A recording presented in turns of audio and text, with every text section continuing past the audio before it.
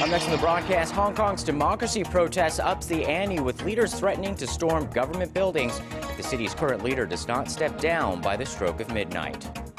The medals keep pouring in for Team Korea at the Incheon Asian Games, with some of the nation's top stars competing on another day of competition. We'll have the updates. And the 19th annual Busan International Film Festival kicks off in the southern port city, where the stars, the fans, and film aficionados will have 10 days to watch over 300 films from 79 countries. Primetime News begins now.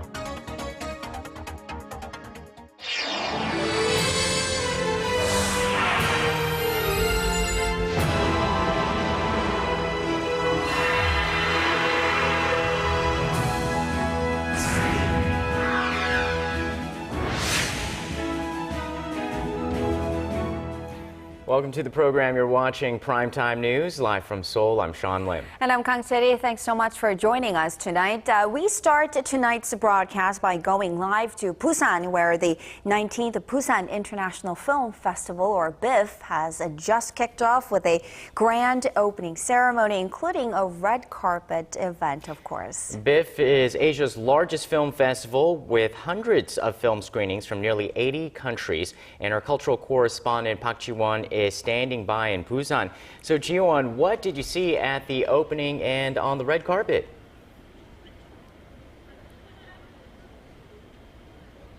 Well, the opening ceremony has just ended on this Thursday evening, signaling the opening of the annual film festival that will continue for the next 10 days.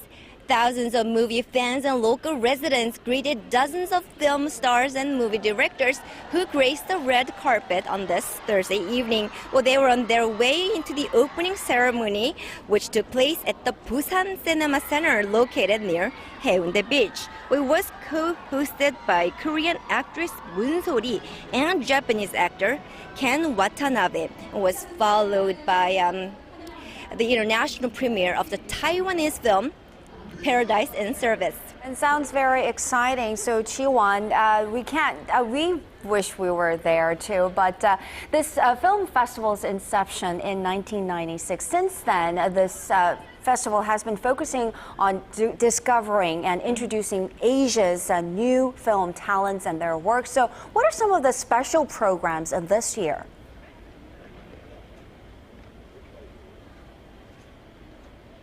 Well, in addition to Film Festival's main competition section, which is called New Occurrence category, which introduces 12 films by up-and-coming Asian film directors from 12 different countries. Well, this year's film festival is giving special attention to female filmmakers from Georgia and current Turkish cinema. Well, Jiwon, screening films at this festival can lead to unexpected commercial success or even box office hits. Which films are critics and industry insiders buzzing about as the next big director or movie?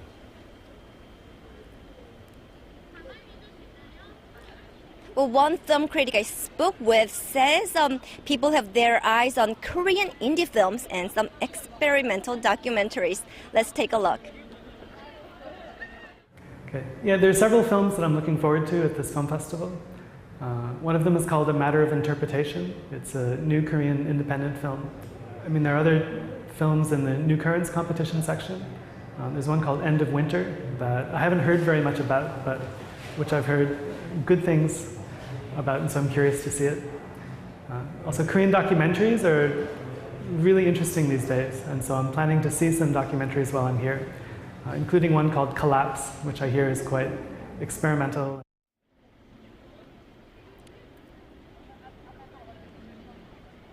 Well, with more than 300 films, it's anybody's guess at this point which film will make the biggest waves this year. Back to you guys. Thank you so much for that interview and the coverage. Do keep us updated and most of all, have fun there. That was our Park Jiwon live from Busan. Your gateway to the day's biggest stories in Korea and around the world. Breaking news, the hottest interviews, and a whole lot more. Join Arirang, Sean Lim, and Kang Chery from the heart of Seoul. Begins now. Primetime News, weeknights, live at 10 on Arirang TV.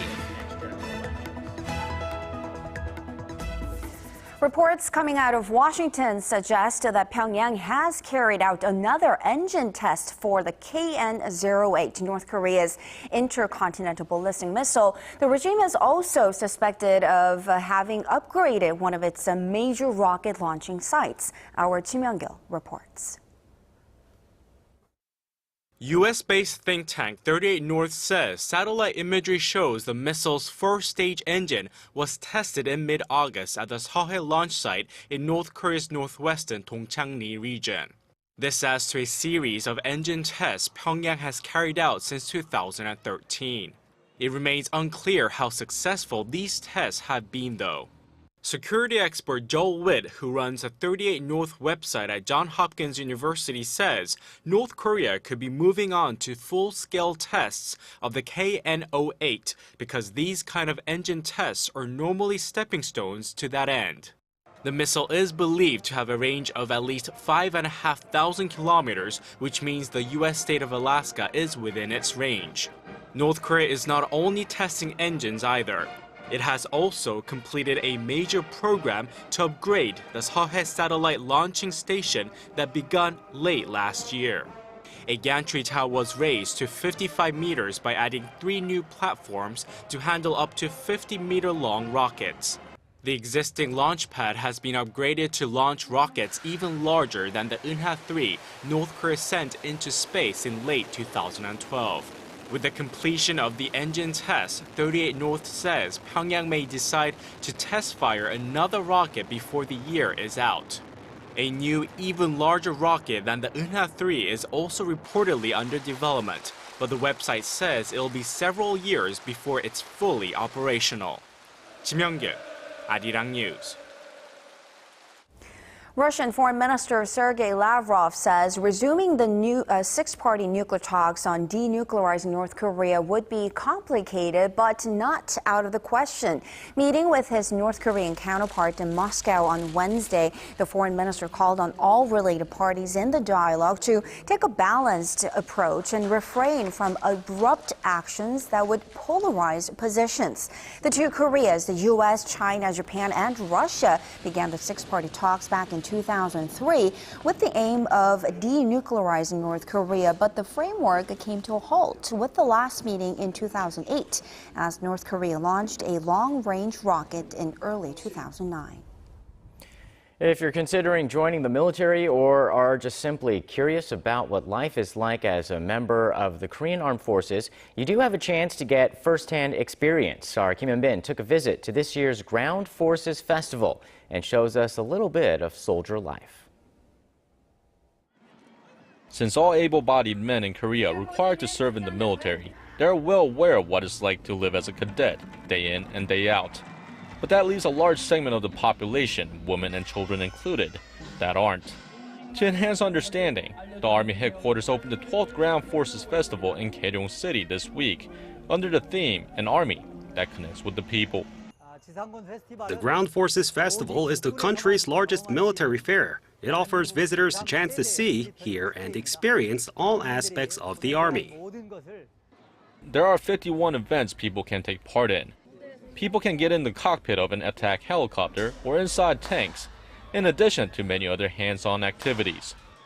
One of the most popular sections is a shooting range, where people can fire off a real rifle using blank rounds.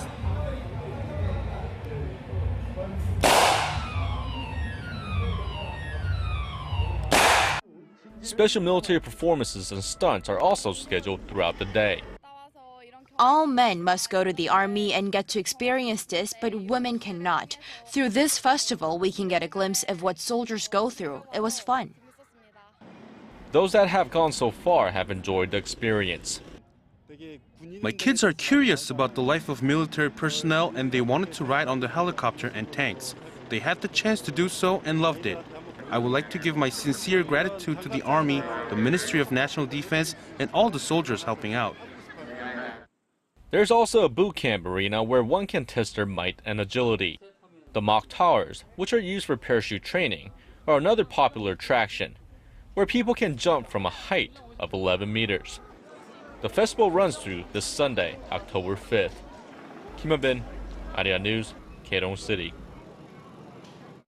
Every Wednesday for over 2 decades here in Korea, victims of Japan's sexual enslavement of women during wartime gather with their supporters to hold a rally in front of the Japanese embassy. And as our Kwon So-wa reports, this week they were joined by a special group of supporters from Japan. In front of the Japanese embassy in Seoul at a weekly Wednesday gathering dedicated to the women who were forced into sexual slavery by the Japanese military during World War II, Japanese Christians join in. As a Japanese citizen, I want to sincerely apologize for the violation of your dignity and human rights. I want to apologize to the victims of sexual slavery and for the unresolved pain it caused. I am so very sorry. The surviving victims thanked them for coming and said it was the Japanese government that was at fault, not the Japanese people. When you go back to Japan, please tell Prime Minister Shinzo Abe to stop making these absurd remarks. I hope the truth is spread to more people so that we can find peace before we die. While the Japanese pastor's heartfelt gesture shows that there are ordinary Japanese citizens who are ashamed of the atrocities that were carried out by their country in the past, Tokyo continues to turn a deaf ear to the demands of the victims. On the same day, Prime Minister Shinzo Abe said the sexual slavery issue needed to be revised in school textbooks, another sign that the Japanese government is trying to whitewash history.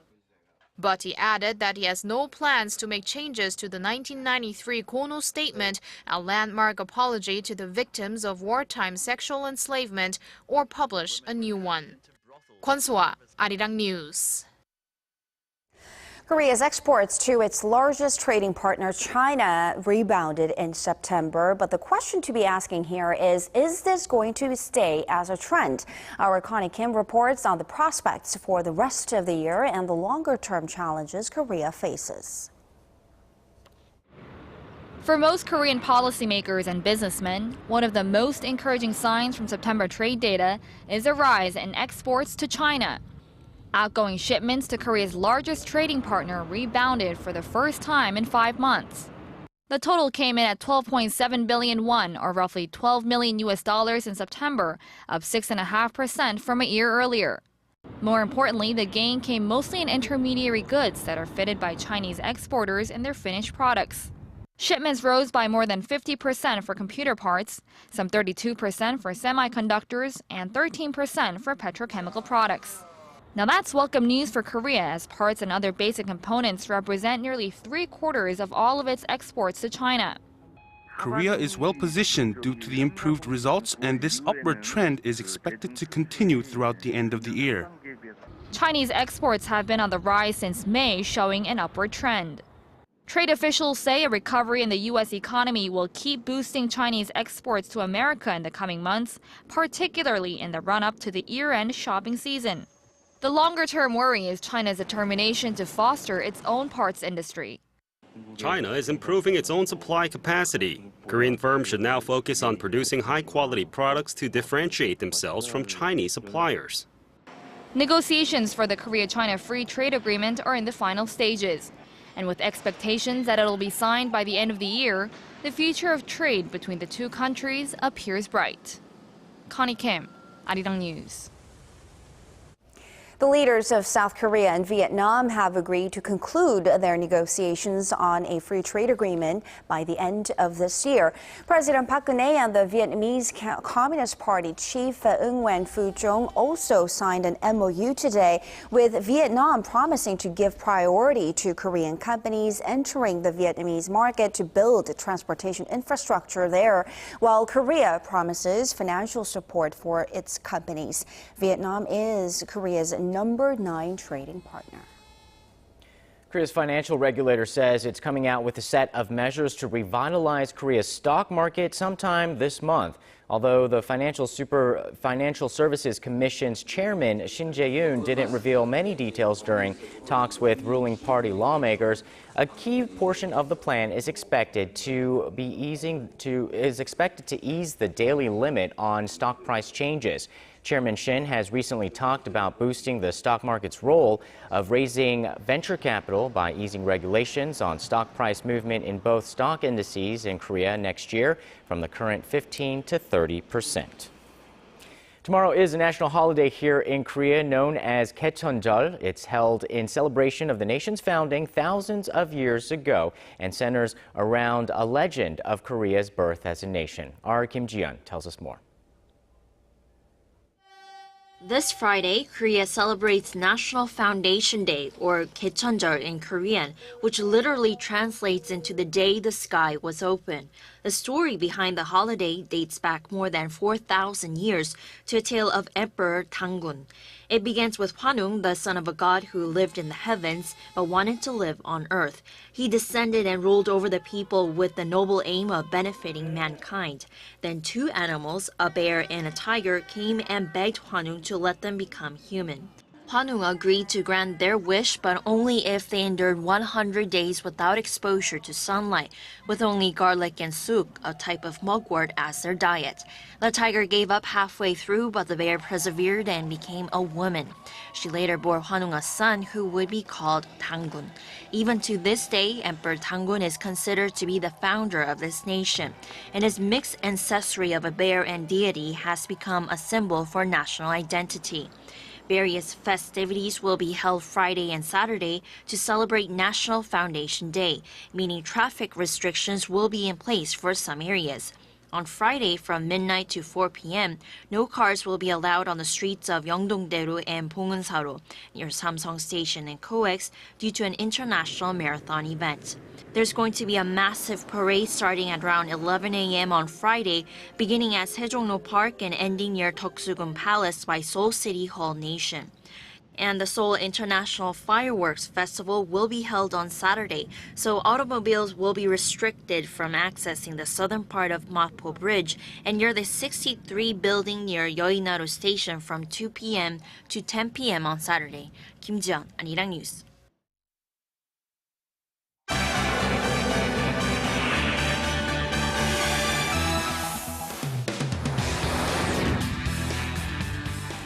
And before we continue, we do apologize for the video issue in one of our earlier reports on the Korea-Vietnam trade ties, and we will try not to let that happen. And we continue our coverage on the growing protest in Hong Kong. Activist leaders are threatening to storm government buildings now unless the city's embattled leader steps down by the end of today. Right, and with more, we turn to Paul Yee at the News Center. Paul, the clock is ticking down, and it appears that the Hong Kong authorities are not budging. That's right. With thousands of demonstrators surrounding his offices, Chief Executive Jiwon has until the stroke of midnight to answer the ultimatum. China is closely monitoring the situation while also keeping a firm stance despite increasing scrutiny from Western powers. Our Kim Min-ji reports. Pro-democracy protesters have warned of further action if Hong Kong's chief executive does not step down by Thursday evening. Security was heightened around CY Leung's office as massive crowds rallied outside. Protesters say they will occupy government buildings if their demands aren't met. They also want universal suffrage in Hong Kong's 2017 elections and for Beijing to abandon its plan to vet candidates for the post of chief executive. I don't know how long, but I think that every Hong Kongers will spend all their efforts to achieve what they want and voice out their opinion until the government gets action and respond our needs. U.S. Secretary of State John Kerry at a joint press conference with his Chinese counterpart Wang Yi in Washington called on Hong Kong authorities to exercise restraint in the face of protests. Wang was curt in his response. The Chinese government has very firmly and clearly stated its position. Hong Kong affairs are China's internal affairs. All countries should respect China's sovereignty. Wang added that illegal acts to violate public order would not be tolerated in any society. If protesters follow through on their pledge to storm government buildings, there are mounting fears of violent clashes. China's official state newspaper, The People's Daily, supported Leung and praised his performance while accusing the protest of driving Hong Kong into chaos. The Daily earlier warned of unimaginable consequences should the protests persist. Kim Min-ji, Arirang News. And turning to the U.S., health officials in Texas say they are closely monitoring a second patient that may be infected with the Ebola virus as of Wednesday. This fresh alert comes as Thomas Eric Duncan was confirmed a day ago by the U.S. Centers for Disease Control and Prevention as the first Ebola case on American soil. Hospital officials say his condition has been improving since being placed under quarantine. Federal health agencies say he first picked up the disease while in West Africa and have dismissed concerns that airport health screenings had failed. Duncan was reportedly not sick during his flight from Liberia to Dallas last month. And finally, the iconic soda maker Pepsi has launched its newest soft drink in an exclusive deal with online retail giant Amazon. The naturally sweetened soft drink called Pepsi True will be available online later this month, but the company says you won't be able to buy it in stores just yet. Analysts say the move illustrates how the food and beverage industry is expanding into e-commerce in the search for new growth engines. Amazon and e-commerce are driving a lot of the retail growth in the U.S. So it's a way to launch a product with to get some high media exposure.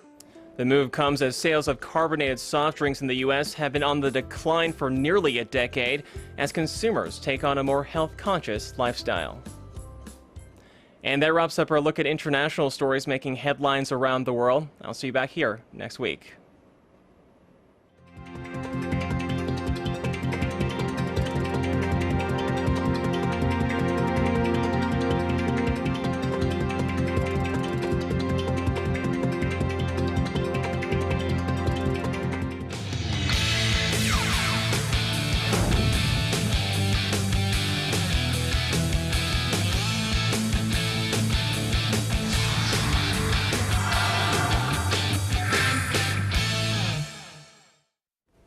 Hello and welcome. I'm Stephen Che with your Asian Games update. First things first is the men's football finals featuring the inter-Korean rivals. South Korea and North Korea put all their differences aside and met on the pitch to battle for the coveted gold. The last time they met in the finals, it was the 1978 Bangkok Asiad when they shared the gold. This time there would be only one winner. The first half is hard fought but goes off without any goals. Now both sides picked up the pace in the second half, but can't find a way to get past both keepers. And it went to extra time, and it's there right now. It's still level 0-0 with just a few minutes left.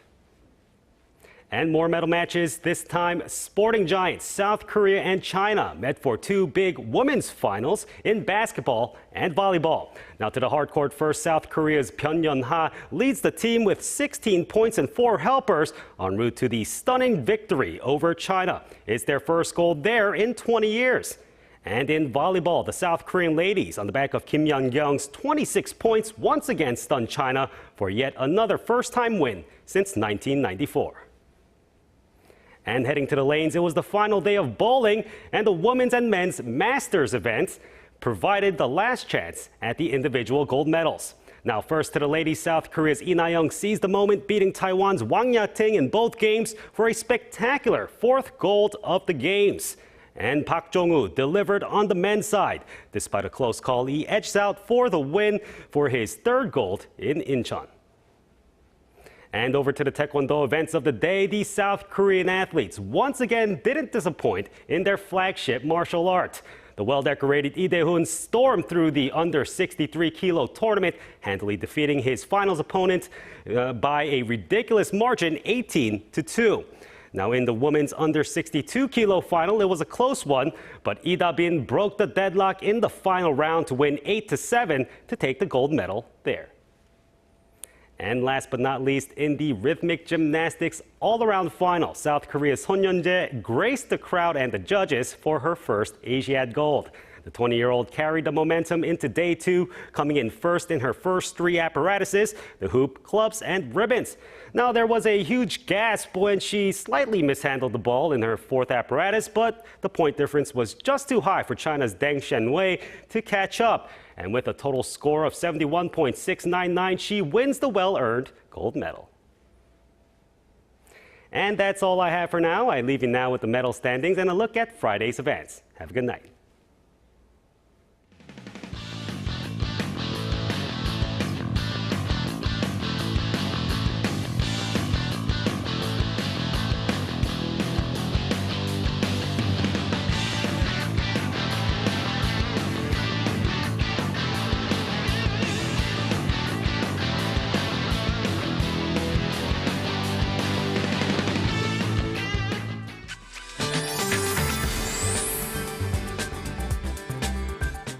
Happy Thursday, welcome.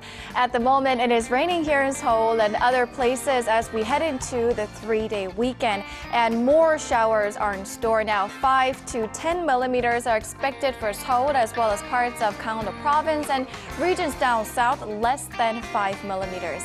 Conditions should gradually clear up by later tonight, but because of the rain, temperatures will cool even further, so make sure to dress warmly. Tomorrow marks Korea's National Foundation Day, and sporadic showers are forecast along the eastern coast, but overall, things should clear up nicely for outdoor activities. Over in Incheon, a breezy day is in store with the daytime high forecast to hit 21 degrees. On to the ratings. Seoul reaches 23, Daegu and Busan 26, Gwangju 24. On to other places. Jeju hits 23, Dokdo 19, Mount Kumgang 10. That's all I have for you now. Have a wonderful long weekend. See you soon. Thanks, Bo-Young. And that's Primetime News for this Thursday. Thanks for watching. I'm Kang Chery. And I'm Sean Lim. Enjoy the holiday. We'll see you next Monday. Good night.